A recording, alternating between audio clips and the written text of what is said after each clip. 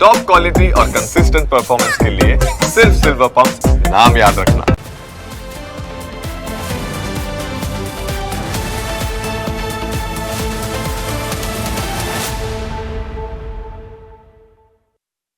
बात हवे अन्य एक मुद्दा विषय।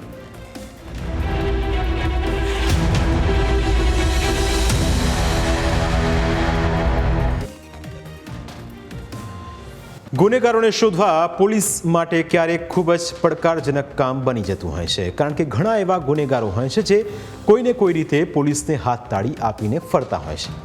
આવો જ એક આરોપી સુરેન્દ્રનગર પોલીસને હાથ તાળી આપી રહ્યો હતો। આખરે પોલીસ તેના સુધી પહોંચી ગઈ।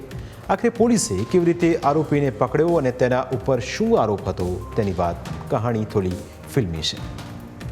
હકીકતમાં સુરેન્દ્રનગરમાં જોરાવર નગરની શાળા નંબર 9ની ગલીમાં રહેતા 38 વર્ષીય નિકુંજ પરમાર સામે સુરેન્દ્રનગર ચીફ કોર્ટમાં એક ચેક રિટર્નના 2 કેસ નોંધાયા હતા।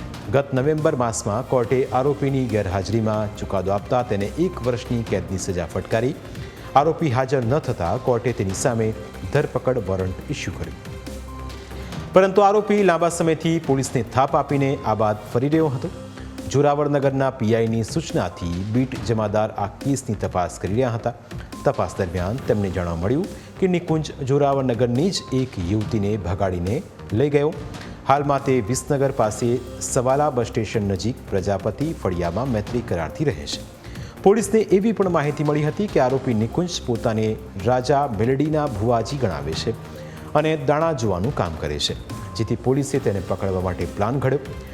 સુરેન્દ્રનગર ખાનગી ડ્રેસમાં વિસનગર પહોંચી અને આ પોલીસની ટીમ જેવી પહોંચી અને આરોપીને કોલ કરીને દાણા જોડાવા માટે બોલાવ્યો।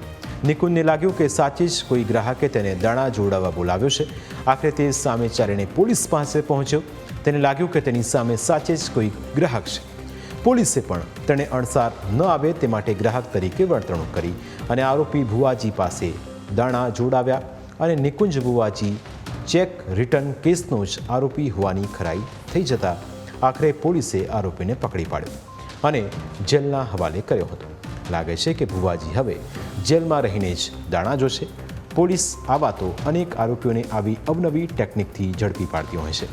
અગાઉ ગુજરાત પોલીસે આવા અનેક આરોપીઓને પોતાની યુક્તિથી ઝડપી પાડીને પોતાનું શ્રેષ્ઠ યોગદાન આપ્યું છે। પ્રાઇમ 9માં આજે બસ આટલું જ। ફરી મળીશું આપને સ્પર્શતા મુદ્દા સાથે। ત્યાં સુધી રજા આપશો। નમસ્કાર।